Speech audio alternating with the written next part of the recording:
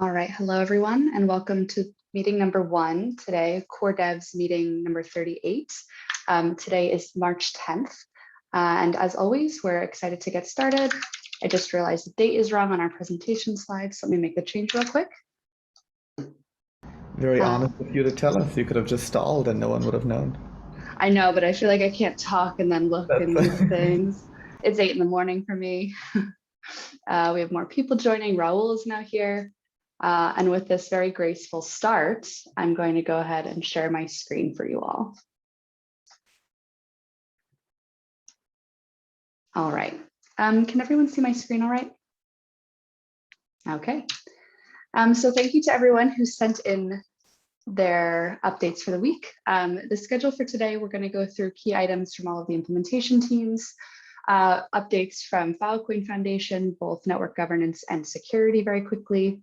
And today, as previously, we're going to focus on talking about the 3 network upgrades that others have been having conversations around over the last couple of weeks. First, this is our first meeting since the B17 network upgrade. So a congratulations to everyone who worked so diligently on it. And although I don't know if we're going to have a ton of time, I did want to take a few minutes and really just have sort of a quick session where anyone can provide any additional feedback, summaries, any things they think would be helpful as we continue to plan for more upgrades. We want to make sure that we hear your thoughts and feedback about this one first. And then we'll go into a presentation about our current thinking for both V16 and V17, including preliminary timelines and FIPS. And we're excited that Raul has joined us once again to give a presentation about the newest and I think last for now, FVM FIPS that were just pushed into the FIPS repo. All right, so with that, Forest team, do you want to kick us off and provide your updates for the week? Sure. Thank you, Caitlin, for the core dev call. Yeah, on our side, we are mostly preparing for the V16 network upgrade, and the Forest repository is going through some of the refactoring to just improve performance changes, enable faster syncs, and include more test coverage. And that's kind of what we are focusing on at the moment. And that'll be all on our side. Great. I know you're working very closely with Lotus team, with the FVM team. Any open questions, asks from or for the Forest team this morning?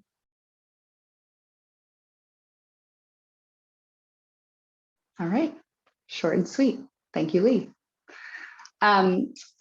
Maxim, who usually joins us from the Fuhan team, was unable to today, but I do think there may be some other folks joining us from Fuhan. Do you want to quickly introduce yourselves, and do any or either of you want to provide this week's team updates? Yeah, thank you. I'm Alexey. I'm from Fuhan team. Maxim is absent today. He'll be on the next meeting, our meeting. And what we have now is that we have established a node and miner on mainnet, and we want to work it for a while and to see how it works. We are developing our CLI, and we have implemented 30 out of 70 calls. And now we are working on Snapdeal's upgrade. We are testing it and resolve some issues. I hope it will be completed very soon. And so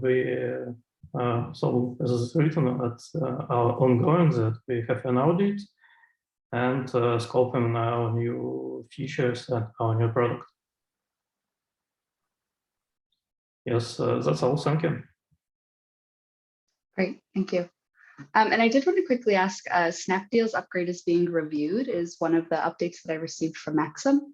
I was wondering if you could briefly sort of explain what that process means a little bit more. We have implemented some FSM stage, FSM states, and so we now we need to complete test it and to resolve the issues that we will find during this test. I see. So we're almost ready to attribute. Oh, I see. Great. Okay, thank you. Any questions for Alexey from the Fuhan team? Yeah, sorry. So is that the Lotus FSM or like a Fuhan FSM? I'm confused. It's a Fuchs FSM, which is based on Lotus. We have almost the same states. Gotcha. Maybe we just skip several states for simplicity. So it's very close to Lotus one. That's cool. Mm-hmm. So thank you. Thank you. Anyone else for Fuhan? All right. Then we will jump over to the Lotus team. Alexi, thanks again. I think Jennifer, you probably have some updates for the team. Yeah, as always, we're having busy weeks at Lotus team. First of all, we shipped our Snap upgrade, which was great. We then follow up with a couple like bug fixes to improve storage providers' user experience. So thank you for the community members to bear with us, and they keep upgrading your software to make it perfect. And then we are shipping 1.15.0 today with a lot of retrieval improvement, especially from the client side, to speed up paid retrieval, and then more storage provider user experience improvements, bug fixes, and new features as normal things.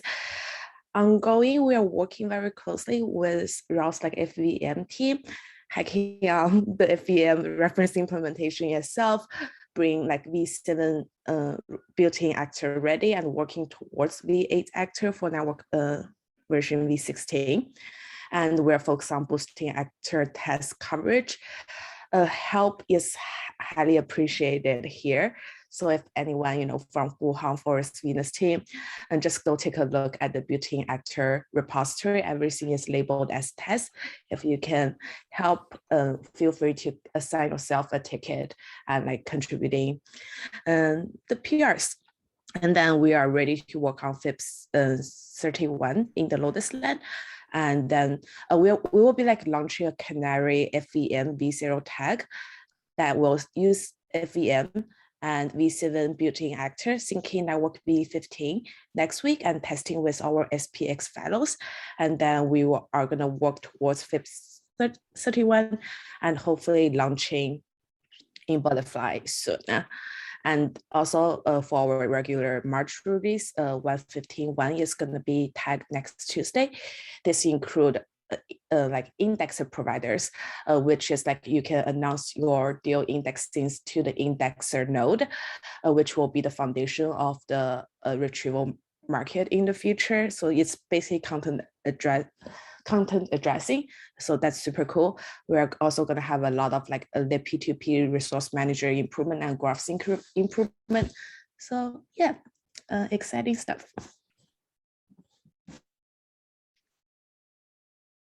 Great, thank you, Jennifer. Any questions for the Lotus team?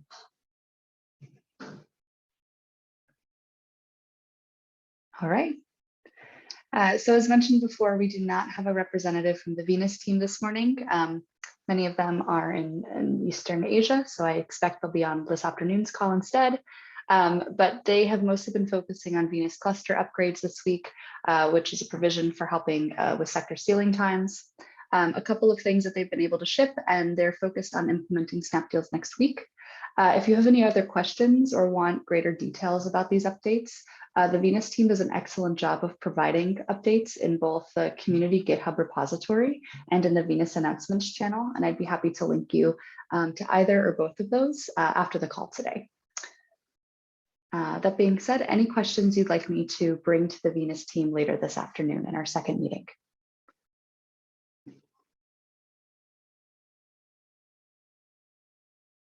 All right. Sounds great.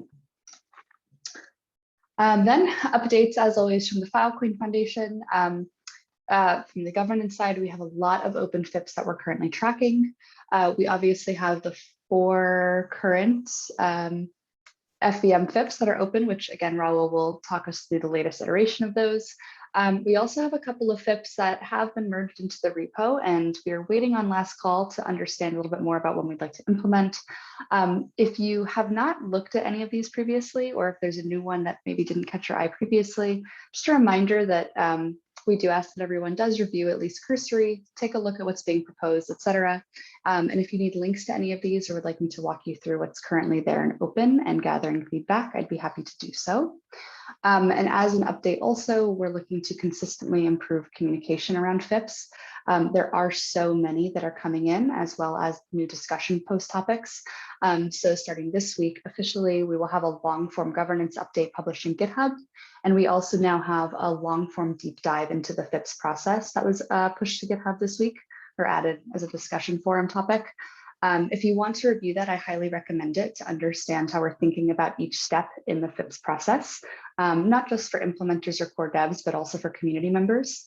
And as always, this is sort of an iterative process. So if you have open questions that you think are unaddressed currently, feedback or asks for additional documentation, now is definitely the time to let me know.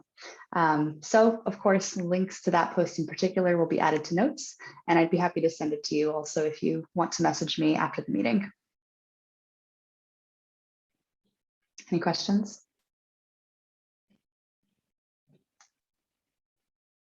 All right. And I think Dudley just joined us. Dudley, do you have any updates from Filecoin security? No. Great.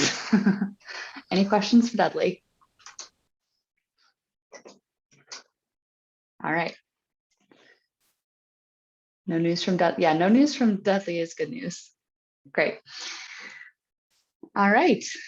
So it looks like Jennifer may have just added this slide because I had not previously seen this graph. But again, as mentioned, we wanted to take a moment to provide everyone space to provide feedback and insight into how your team managed the most recent network upgrade. Perhaps, Jennifer, do you want to kick us off and walk us through what you've added? Well, I just want to share this good, exciting news. So since the upgrade, we already have 260 snappy deals in the network.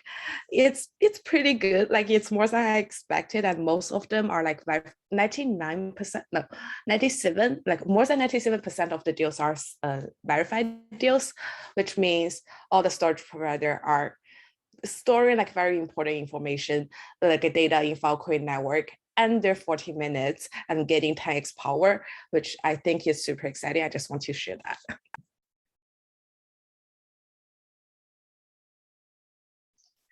Yeah, that's great. And also tangentially, the Filecoin Plus team also has really good statistics about how they're onboarding data into the network currently. And I think they just reached the 50% threshold, where now more than half of all deals on the Filecoin network are verified, and actual rate of onboarding has increased exponentially in recent weeks.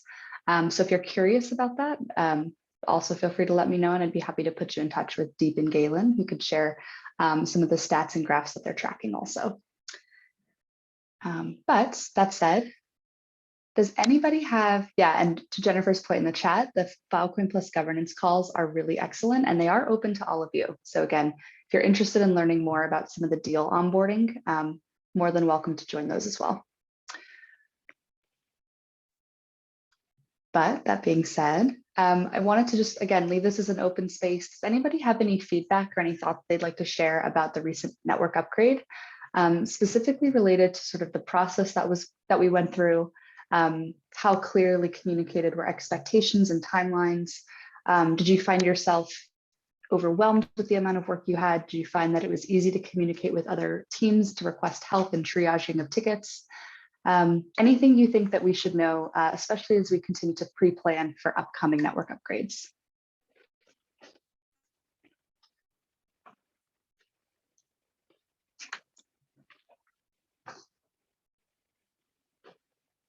No? Perfect job. I mean, I have some thoughts. I'm very interested in hearing from the other teams. But I think for speaking kind of on behalf of Lotus, the hardest part of this upgrade felt like it revolved around testing. It was obviously a complicated upgrade with various moving pieces. Proofs had to get their work done. Trusted setup was happening, and then as clients, we were mostly consuming the outcome of those efforts. For me, I felt like everything went roughly smoothly until we essentially got to our we're almost ready phase, and then it was the getting from almost ready to this is secure, this is tested, we're all on the same timeline. Felt like the messier part. Potential some useful learnings that I think that for me from this kind of as a retro. Number one, us having a dedicated test network just for the upgrade worked pretty well. It was thanks to the infra teams that we were able to make that happen quickly. Obviously, we have the calibration test network, but that one's important. That one we can't afford to take risks with because there's a lot of external stakeholders. So I think I'm interested in the idea of making that like a mainstay for our network upgrade testing. Number two, I think having other implementers join testing efforts is really, really important. We've had this learning a few times, but I think, I like the direction that we were starting to head towards as we were approaching the upgrade of, we're all on calibration net, let's all kind of do some of these sanity checks to test the migration, test the upgrade, are we all on the same page, are we getting the same results, and so on. It'd be nice if we definitely continue that effort and give it momentum. Otherwise, the only other piece I think is it can often feel difficult. The testing stage can feel difficult for the Lotus team specifically because when we discover issues, we don't know whether it's an issue in Lotus that we need to deep dive on and fix and so on, or if it's an issue in any of the new features in, say, proofs or actors or any of the other dependencies. Once we have the FVM, we won't know if the problem is in Lotus or in the FVM. And that can lead to a bit of a complicated position of how much time do we spend on this before saying, I think this is a dependency that we're consuming that has a problem. I'm guessing other teams are in a similar position. I don't really know what the answer to that question is, and it can often feel frustrating. So that one is potentially a little bit of an unsolved problem. Those are my thoughts. Thank you, Ayush.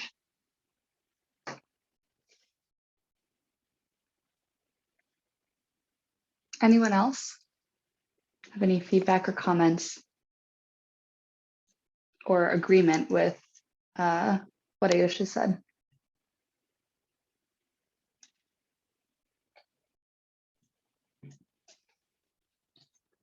All right. So great. Thank you again. If you do have any additional feedback that anyone would like to add, but you don't want to share it in the meeting, again, this is an open meeting, so we do encourage you to be open with the other implementers, but you are also welcome to message me directly, and we can take that feedback into consideration when trying to plan and make organizational decisions, again, around future upgrades. But thank you both, Ayush and Jennifer. All right, and with that, as before, Raul, I'll kick it over to you to help us talk through some of the FIPS that you recently pushed related to the FVM. And just as a quick flag, before we dive into those, we had previously discussed timeline around this upgrade. We had agreed to it, and we had eventually decided that pushing it out an additional week is going to be necessary to provide further space for testing for all teams. So this is the current network timeline that is being considered. I think we're 99% of the way towards confirming that this is what we use. But I did want to flag this. The dates are just slightly different from what was discussed previously. So please flag if this is a concern for your team. But I think far and away, most people like having a few extra days on testnet just in case. Great. Thanks. And Raul, over to you. All right, cool. Thanks. Thanks for that presentation. Yesterday, day before yesterday, in the last few days, we submitted 2 FIPS that were the remaining FIPS for the current state of the FEM. We had initially imagined submitting just a single FIP for all gas model changes, but as we drafted that FIP, we realized that there were really 2 categories of changes that we needed to make, and these would be activated at different times in the network. So therefore, kind of like putting them together and bundling them into a single FIP wasn't the best way to create and foster constructive discussion, because like some items that were on track for M2 were a little bit premature to discuss at this stage, and would hinder getting to consensus for the other items that were important for M1 and concretely for NV16. So that's why we decided to split this FIP, this large gas model FIP, into two FIPs. FIP 0032, this is what we're calling the gas model adjustment for the non-programmable FEM. And then a FIP that still needs to be numbered, we're calling FIP N, and that is the gas model adjustment for user programmability. So basically, kind of like the heuristic that we took is, well, in this initial FIP 0032, we're proposing to introduce what we call an execution gas. So this is a new category of gas that is going to be charged per actual logic that is executed in the actor. Currently, it is that FIP goes into the details of why we're introducing this execution gas and why it hasn't existed in the past.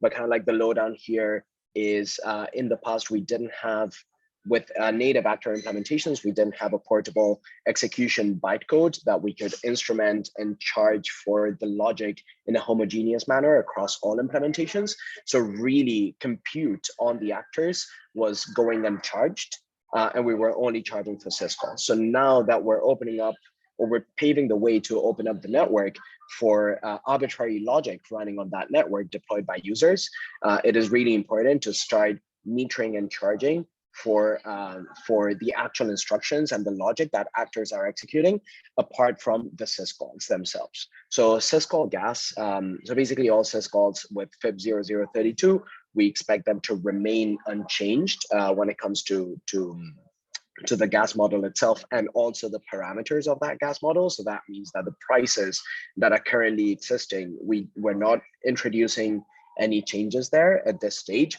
except for the IPLD operations. And this is because the way that we perform IPLD state management operations with the FEM, with the non-programmable FEM, is going to change. So we're going from two operations, which were the IPLD get and the IPLD put, into five operations. So these are a block open, a block read, a block write, a block link, and a block stat. And these need to be charged specifically. I want to emphasize that the goal always with gas model changes and kind of like the policy that we're taking when proposing these is to achieve the maximum possible execution fidelity. So this means that we want to charge for the cost of actually executing this logic, whether it's inside the FEM or inside WASM land or outside WASM land via syscall. These are kind of like the two major things that we're introducing in FIP 0032. There was also a adjustment in the call gas fee. So currently there is a call gas fee that is charged differently depending on whether the call is actually a value transfer and merely a value transfer, or if it's actually an invocation to an actor. Now, what might sound counterintuitive is that the cost for a simple value transfer is higher than the dispatch to actor code.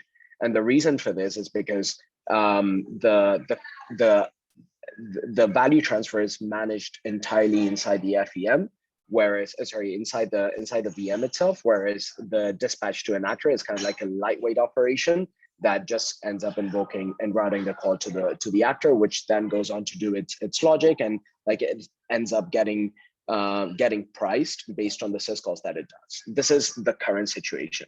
With the FEM, the cost of actually dispatching to actors is going to be higher. And this is because we need to create the invocation container that is the sandbox for that WASM actor to run. We need to serialize the parameters. We need to add them as an IPLD block, and we need to actually dispatch that call. So that's why there's going to be a fee restructuring there in the call gas itself.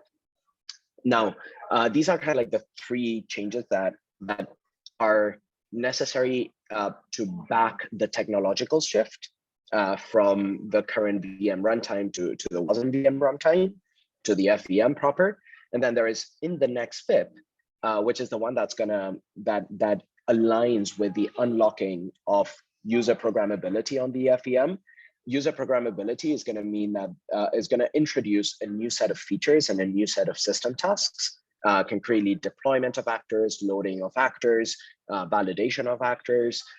There's going to be other things that need to be taken care of here. Things like, for example, accounting for memory expansion for syscalls that are currently unpriced and that are currently free, but these are lightweight syscalls that have very little impact, and they're only invoked by built-in actors right now. But in the future, they will be accessible to any other actor. So we need, those syscalls will need to be priced as well.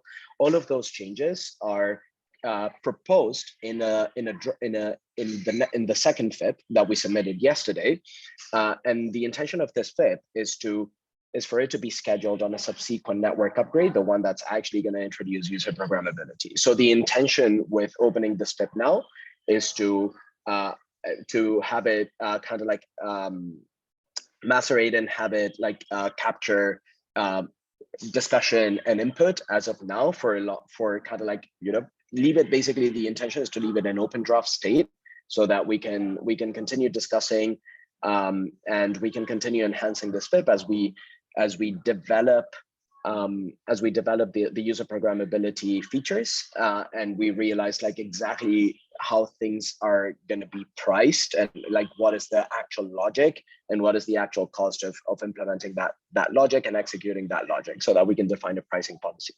Now, for 0032, we're currently conducting benchmarks. One complexity with kind of like, you know, everything related to gas is that because using this policy that I said at the beginning, which is, hey, we want to match execute, like the goal of this is execution fidelity. So we want to match the actual computational and resource cost of these operations that we're pricing so that then we can price them.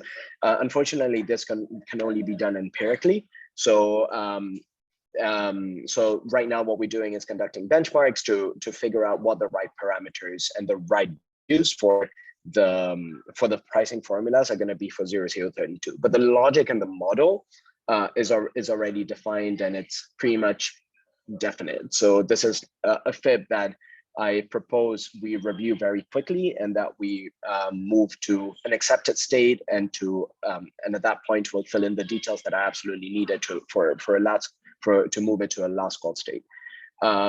This has been, needless to say, that this has been the product of tons of discussions that we've had in terms of iterations and brainstorming and approaches and things. So we feel pretty confident about this direction. And just wanted to communicate that to this group. There's also a discussion that we open to a FIP discussion that we open, which is kind of like the placeholder discussion in case you're like, you know, have thoughts about this, like the whole architecture and kind of like the whole model that is being proposed here, then feel free to post them on that discussion. With that, feel free to voice out any questions that you may have. Happy to answer them.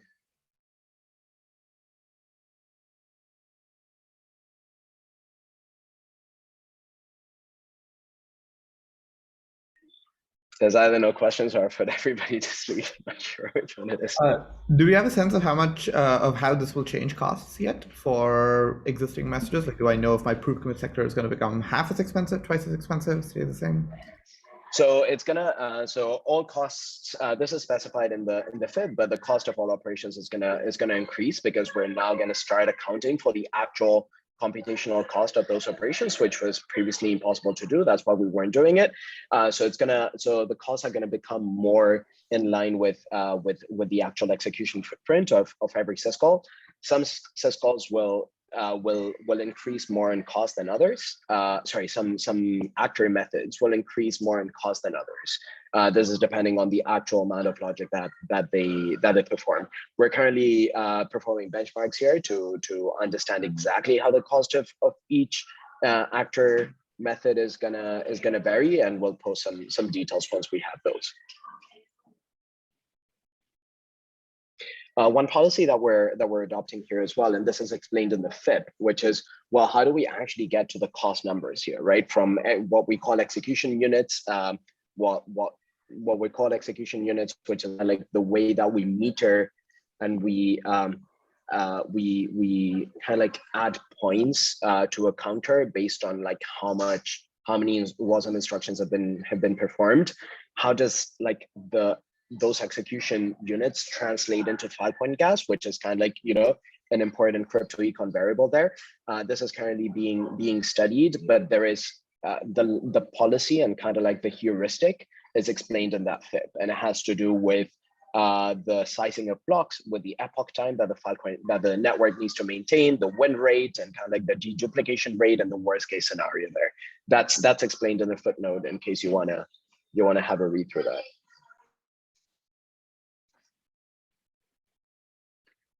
That's great, Raul. You actually preempted my question. Is how many, or are there other sort of ad hoc analyses being done by Crypto Econ Lab or others that you're aware of that we should sort of wait and review ultimately once they're published?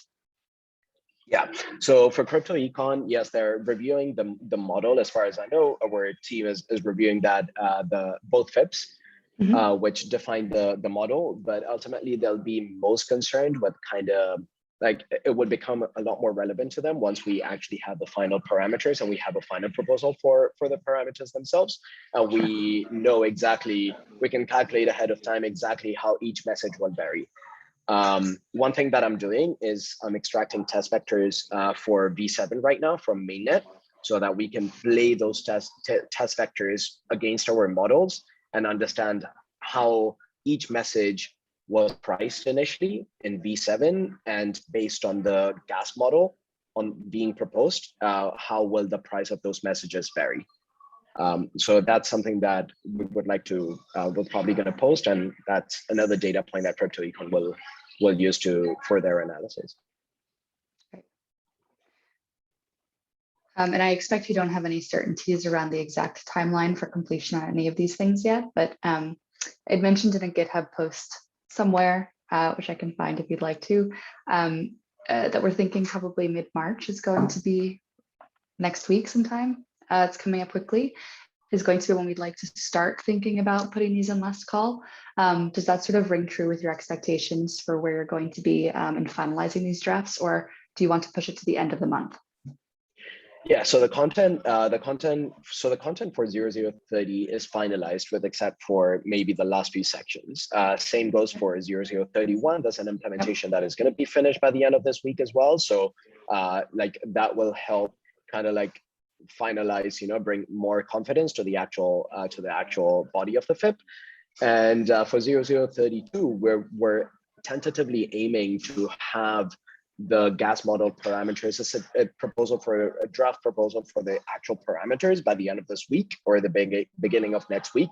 So I think once we have all of that, it does all line up to filling in the gaps of these three FIPs and moving them to last call by mid next week. Thanks. We can continue to sync on this as we get closer to next week in the FVM channel on Slack. So if anyone wants to follow along, you'll see. But when we do move to last call, you should know, because we should make it very, very obvious that we're looking for community input in sort of the final days of considering these prior to acceptance.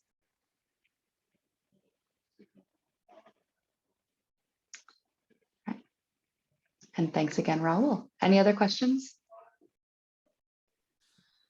We're close on time, but I do want to mention, as you can see, there's a huge TBD FIP. Our FIP 27. I agreed. Not agreed. I want to first acknowledge that we have all agreed that network V16 should only be FVM related FIPs. However, this FIP is currently being brought up because without it, we may have some issue with the building actor with Rust code side of the things. You may explain more, and we're still analyzing the impact and how much work will this cost. But yeah, I just want to give everyone an overview first. Ayush, do you want to take over? Yeah, is that okay, Caitlin? Do we have the time for it? We do, yeah. We'll go quickly through the last couple slides. Sounds good, thanks.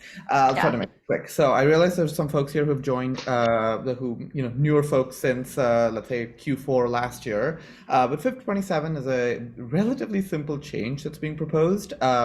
In the market state, there is a deal proposal object, which basically is the kind of fundamental unit of storage deals on Filecoin. In that object, there's a label field that you can set to literally anything you want, and it's intended for users to set to whatever flags they want. If you want to indicate some receipt number or whatever you want for your deal, it's yours. That deal is currently a string on Filecoin state today, and it is not enforced that it is a UTF-8 string. And there's various issues associated with that, which is why this FIP was introduced last year, or potentially even earlier than that, in order to change it to be bytes, and then people can store whatever bytes they want. The reason that this was accepted into the Filecoin Network B14 upgrade, but was kind of dropped at the last minute because we realized that integration was going to be fairly complicated. Not the migration itself, it's very easy to convert strings to bytes, obviously. But going from the old, like having that transition happen from a world where folks are serializing and signing strings to serializing and signing bytes. Doable, certainly, but it was not something that we entirely overlooked the problem, and it was not something that we could implement in the last minute. So now that this FIP is back on the table now for exactly for the same reason. So Rust is my understanding that Rust essentially, safe Rust, it requires that strings be UTF-8 encoded. And now that we're moving to built-in actors that's Rust-based, that will be operating through the FVM, the need would have to become to use unsafe Rust if we left this as a string. So we want to change this in order to overall avoid hacks in our super in the code that's very deeply embedded in the system, and just overall ensure safety. So that's why this FIP is back on the table. The difficulty obviously has not gone away magically in the past 6 months. So Stabilian has a new proposal that complicates the FIP a little bit, that adds a little bit more complexity to exactly how this change would happen, but that should make it a lot more feasible. I haven't unfortunately opened the discussion or opened a PR with summarizing the new idea, but just verbally, the idea is to have a union type that can either be a string or a byte that serializes accordingly. So this way, folks can continue to use the label field as a string if they want to. In the days leading up to the upgrade, you serialize strings. In the days after, you can continue to serialize strings, and folks that want to move the bytes can do so. I will write up the proposal. There will still be some integration work needed in Filecoin node implementations as well as market implementations, but it should be a lot easier. And more importantly, it should mean that we'll be able to do this without having a large number of deals fail on the day of the upgrade, or a large number of messages land on chain unsuccessfully, or something highly undesirable like that, which was the original reason for descoping it. So that's the kind of summary of what's going on. I'm aiming to open the new proposal that should make this more feasible by the end of the week. Hopefully we can consider it for V16 and avoid any hacks in the FVM and in the new built-in actors. One thing I want to add on is the FIP has been open since like 6 months ago, and the main reason of like dropping it out last time, as you said, is about the ecosystem impact, basically not just like the implementation and integration, but also the applications that is building on top of Filecoin that helping users to make deals. The impact will be there. So that's the most concern, yes. So I want to, call this out to the ecosystem application like builders. Take a look at the FIP and see, like understand it and see if you can adapt it like as soon as possible, so that like you have a smooth transition when this FIP is actually finalized in the network. Yes, agreed with that +1. And there's a few things implementations like Lotus can do to try to mask the change that's happening as much as possible, especially for valid UTF-8 strings. But yes, that's for anyone who's building kind of storage applications would definitely want to pay attention to this, and please let us know if you foresee problems.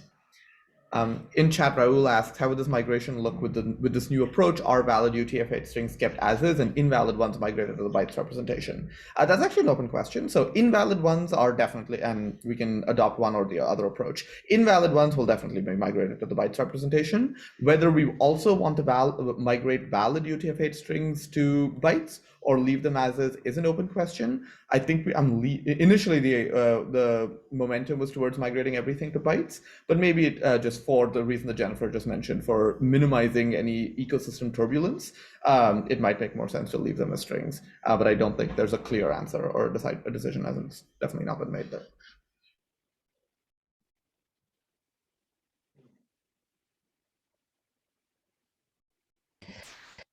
Any thoughts from like Forest team, maybe? I'm very curious about like what you think.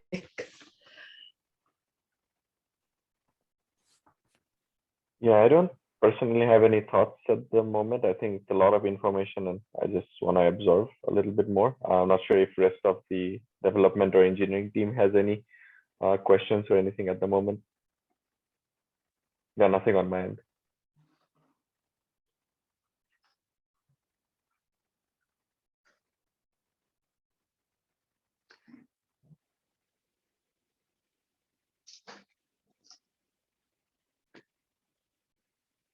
All right. And Ayush, as an aside too, I will share, once you're able to push sort of the newly proposed changes formally into the repo, I'll share it with the builders channel too and talk to some of the developer advocates that work in the Filecoin network to see if they can kind of share it with those they know who are specifically working on like storage applications, so they can take a look too and weigh in, because just like all of the FVM FIPS, FIP 27 has not completed its like last call either. So that will be needed before it can potentially be implemented in V16.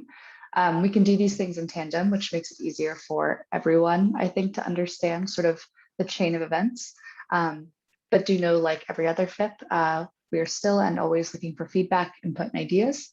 So everyone, if you haven't, especially in quite a while, please do take a look at the proposals that Ayush pushes, as well as the existing FIP draft, which is merged already.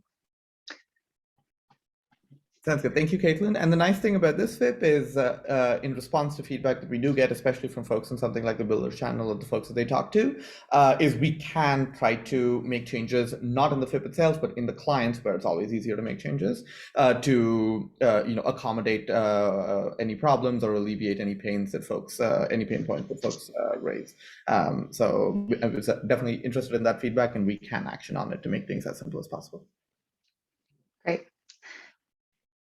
And as a reminder too, it is important that core devs make the final determination as to which FIPs they would like to incorporate in each network upgrade.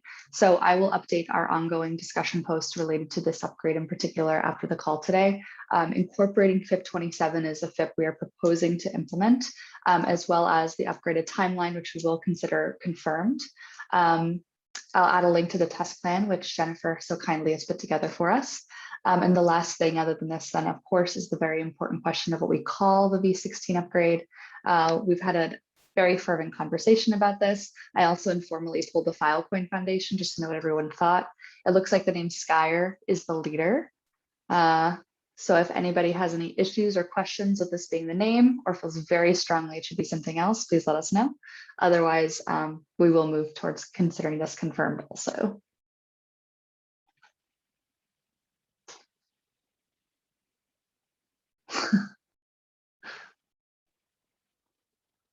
All right.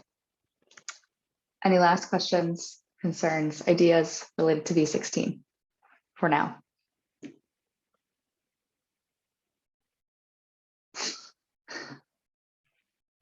All right.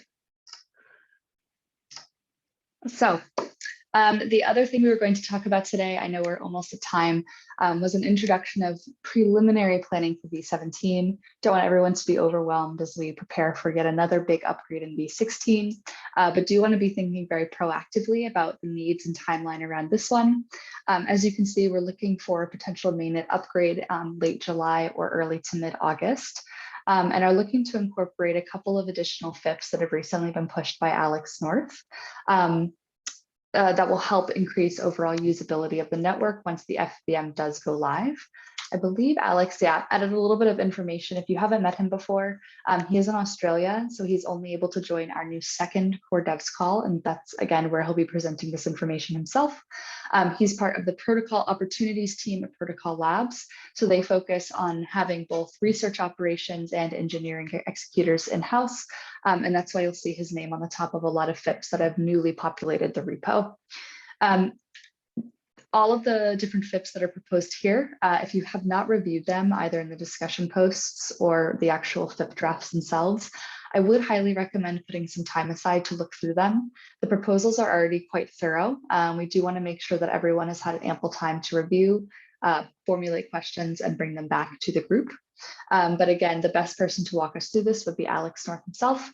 So what I'd recommend everyone do if possible, and as always, I will flag this for you, is watch the recording from the second Core Devs call if you are not planning to attend, or additionally do review the notes from the session when they are published, because it will include, again, all of the information that Alex was able to present in the second meeting later this afternoon. I added the slide just to added a note is those FIPs like are amazing. We said like likely we want to do those for network V17. However, we still want to discuss it within the core dev on what the scope of network V17 should be. Should we be shipping VM2 as like a main focus across all the teams, or should we actually be working on this, pre-user program user programmable FVM network like readiness sort of the things, because it's like a chicken egg like issues. Is like, should we enable the programmability first, or should we make sure things are ready before we actually officially do the big like launches? I try to have the open questions listed here. So yeah, everyone please take a look and chat me in the TPM forum and see like what's your thoughts are, because both will require some level of implementation work. And if EVM team can potentially use our support on shipping M2 as well, so that's a tricky decision to make. Yeah, and in parallel, as you're thinking about these questions, just to flag the discussion that we've been having, thank you to Ayush for opening this thread topic, is really how big should a network upgrade be? So the V16 upgrade is going to be quite large. It's going to represent a significant change to the structure and operability of the network. It's going to require a lot of work for all of you. When we think about sort of what follows that, how many FIPs do we want to consider, and what are the scope of those FIPs? How should we think about this from both a capacity perspective within your teams, but also when we think about engendering the security of the network, making sure it remains resilient, testing remains thorough, and that we really have the capacity to onboard community members as these changes occur, are all important things to keep front of mind as well. I have one question or comment here.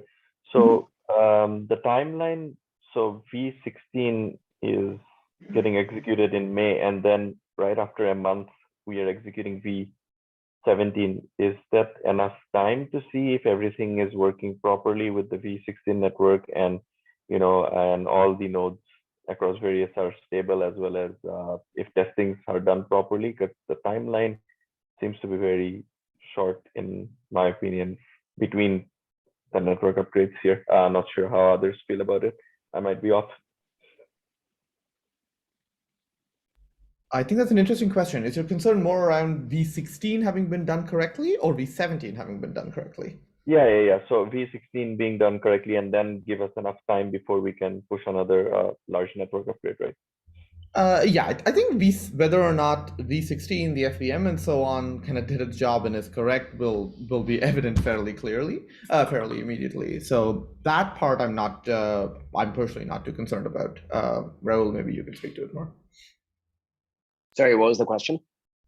It's essentially, if this is the timeline that we're adopting for V17, do we think it's been long enough since the FVM came live that we're confident enough in the stuff that we introduced in V16 that we can consider doing new things, or do we just want to let V16 stew for longer to make sure everything is working? So I don't think one thing is related to another, honestly. As soon as V16 goes live, and as soon as usually the time between network upgrades is enough to verify that the previous network upgrade is operating as intended. I don't think it has any impact or there's any relation between one thing and another. Yeah, agree with me. Oh, I'm sorry. I I actually was just going to say, I'm more interested in the second half of that. So yeah, we could have confidence in V16, but is it enough time to implement, test, and have confidence in all of the stuff in V17? That's the part I'm less sure about. But yeah, how much time? Well, that basically, sounds. Sorry, go ahead, guys. That sounds like a question about implementation of NV17 more than the lining up and kind of like the space between one upgrade and another, right? It's more like, can we get NV17 implemented in the amount of time, in the short amount of space, in the short amount of time with all the assurances that the network needs, that it's quality tested? I think we should discuss the later part, like apparently a huge focus part on the V17, maybe in 2 weeks again, after we know the scope on that, like, because again, the scope decides the timeline. But I do agree with Lee. I think that's a very good flag, because if VM is a big change to the network, we have like new gas models and stuff like that. The core devs, like, we should come up a checklist basically saying, like, after a network V16 is like live in the network, these are the metrics that we should be tracking and monitoring, and like make sure they're all going well. We should not launch another big network upgrade without like checking off all those boxes, which I think makes sense. And if anything needs to be fixed, we should be considering that as well.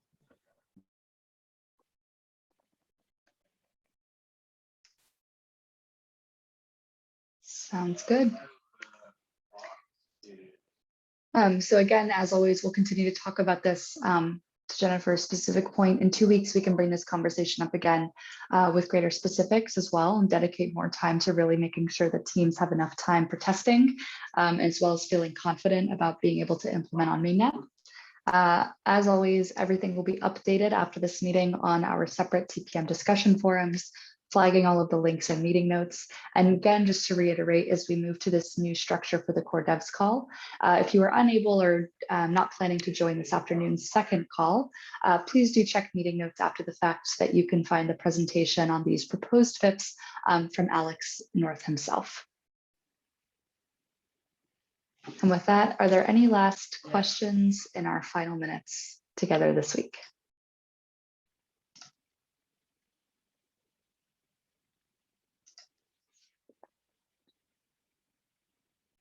All right. As always, thanks so much for taking the time and participating. It's always great to see everyone on this call.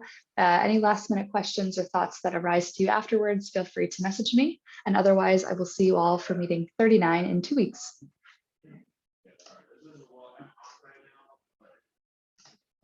All right, goodbye.